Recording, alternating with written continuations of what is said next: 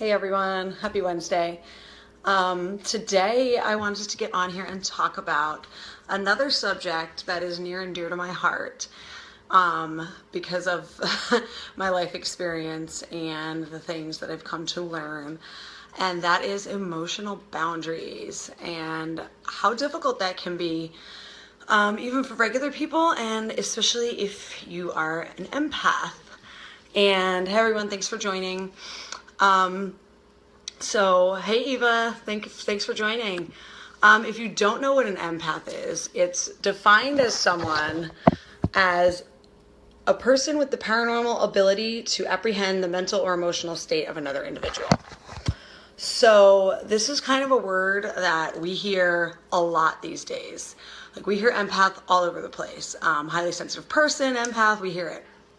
And it's a word that I never really knew of until just a few years ago. And when I found out what an empath was, I was like, oh, that's me. Because, I had lived my life emotionally over and mentally over. Hey, Kim, woohoo! Thanks for joining.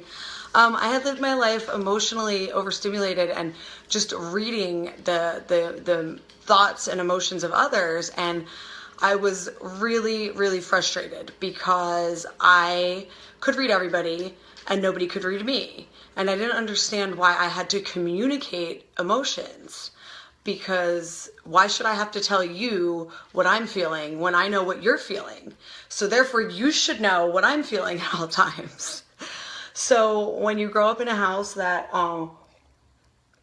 isn't really functional in communication anyway, and then you factor in that whole frustration of like, well, I'm reading your mind, why aren't you reading my mind? It ends up being, thank you for sharing. Thank you for sharing, Eva. I appreciate that. It just ends up being a really unhealthy formula, especially as an angsty, insecure teenager. I'm just pissed and I'm frustrated. So, hey Zabby, thanks for joining. It took me years and years and years. Like I got pretty beat down low trying to run away from all this stuff that I was feeling, all these emotions that I was carrying around. And when I finally came to a place of growth and learning in my 30s, I found out that most of the stuff that I had been carrying around, all of these emotions and these storylines that I had been carrying, weren't even mine. They were storylines from people in my family, generational stuff that I had been picking up on mentally and emotionally as an empath. And I avoided that at all costs and almost died because of it with, drugs and alcohol. So, hey Dylan, thank you for joining.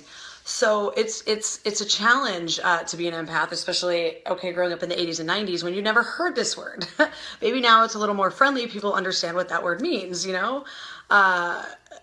this century, if a kid's like, oh, mom, I'm empathic, I can, the parent's probably going to be like, okay, cool, like I get it. If they're conscious, but back then you just didn't.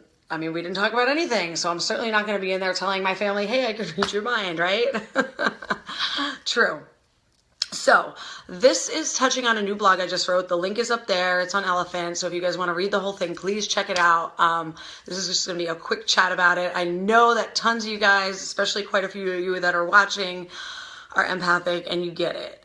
And you know what? Even if you're not empathic, emotional boundaries is a difficult practice. It's hard. And if it's not something that we practice regularly, we'll just find ourselves inundated with everyone else's emotional shit. Hey, Cheryl. And who wants to carry around anyone else's emotional shit, right? Our own emotions are enough to walk through and deal with without being inundated by everyone else's, right? So free yourself. So this article has some tips, my practices for what I do, and there's options. And it's like, because if you don't know any better, like I didn't for almost 32 years of my life, I was drowning in the energetic weight of everybody else's shit. So, and I know for a fact some of you can identify with that because I've heard a little bits and pieces of your stories. So it's like this constant dance that we have to do where we wade through everything, and it's like, okay, that's your shit and this is my shit, and you can take your shit over there because that's about you, and I'm gonna be over here and I'm gonna deal with my shit because this is my responsibility. Because not only like are we sensitive to everything, we want to fix everything. Right? We want to fix the world's problems. If you're over there in the corner hurting, I can feel it, and I need to I have this overwhelming urge to go over there and fix it for you, and I have to not do that, because by me doing that, I'm depriving you of your experience. Right? So we got to just back off, and we got to stop trying to play God, and we got to stop trying to be fixers, and we just got to feel our own stuff, work through our own stuff, and release everything else. That's right. Release it back to source, send it down into the Mother Earth. It'll get transmuted and back to its rightful owner. Because living that way, it's a setup for misery. It is an absolute setup for misery to carry around everybody else's shit. And as I started to work through some of this stuff, I was pretty surprised. I couldn't believe when, thanks for all the hearts, boo. If you guys love what I'm saying, heart it up. And, right. And it's really hard to just let people do that. I'm a fixer, and I don't like to see people hurting. It hurts me. I don't like to feel people in mental anguish because I feel their thoughts. I hear their thoughts. Sometimes it's so loud.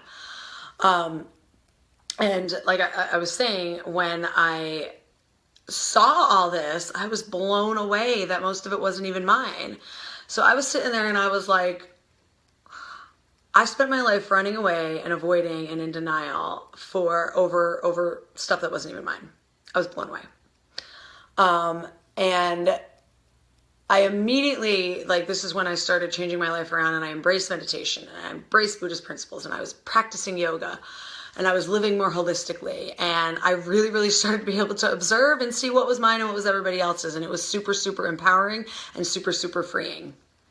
So, the first thing you really want to do, especially if you're older, if you're we're in our 30s, 40s, 50s, whatever, we've been carrying around people's shit for years, even just on a daily basis, clean house.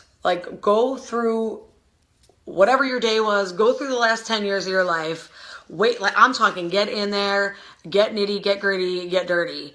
Dig it all up, look at it, air it out, be like, is this mine? No, not mine. Okay, this can go away. Releasing back to Mother Earth, up to source, whatever you want to do. This shit manifests in our physical body. And yep, that's exactly it. Shut down. And that's what we did for years, right? We shut down for years and we ran away. And when we know that that's our pattern, we can change it. And the more that we clear house, the more that we'll know when someone else's stuff is trying to, come in here, right? But then once we're all clean house and our vibration is flowing and where light and heavy stuff starts coming in, we have to maintain that, because all of a sudden we could turn around after just a couple weeks or a day or a couple days and boom, we're inundated with people's stuff again. So it really has to become a daily practice, and one of the other biggest clearing tools that you can use is breath work. Pranayama breath work is an energetic, spring cleaning on I don't know what to even, it's the master spring cleaning. It will get in there and it will clean out shit that's yours, theirs, everybody's. So I really, really suggest, if you identify with anything I'm saying tonight, meditation, pranayama, yoga, practice, smudge it up, smudge yourself. I smudge myself 5 times a day. Get that away from me. Because when we do this, when we create this space for ourselves, and we stop taking responsibility for other people's shit, we enter a whole new level of living. I don't know if any of you guys can identify with that, but it's for real and it's true, and this really, really goes along with what we were talking about the other night with mindfulness. They kind of have to go hand in hand. So sleep, and I get that with you guys, sleep too, and it gets really depressing to live that way. So we turn it inward and we block and we deny, and it's just not a way to live. Hey, Andrea, thanks for joining. You know, we want to be happy. We want to be free. We want to be light. We don't want to be bogged down in all this drama and this misery that's half not even ours. So it's just all about releasing. There's like 5 more tips in this article. So I really suggest, if you guys haven't read it yet, go check it out. The other day we talked about mindfulness, and mindfulness is really a practice that goes hand in hand with this, because you have to be mindful. You have to be practicing mindfulness. And it's funny, mindfulness has been like the theme of the last 5 days. It just keeps coming up all over the place. And it's great because we all need the reminder. Check where your thoughts are. You know, because you can't monitor your own emotional state if you're not in the moment. If you're distracted by everything else, you can't discipline your own emotions. So I hope that you guys found this useful, and I know that a bunch of you guys identify. This has to be a quick one because I have rice cooking on the stove. So I love you guys all, and it was awesome to connect with you, and thank you for watching. Please share the video if you liked it. Check out the post. And Chris and I started a new blog on our own, hugyourchaos.com, that we're going to be writing about. And this blog is all about honoring the light and the dark. And we're all about getting that dark out into the open. Thank you, Dylan. Thank you, Kim. Thanks, Eva. Because we really want to just start talking about and hugging your chaos. Yes.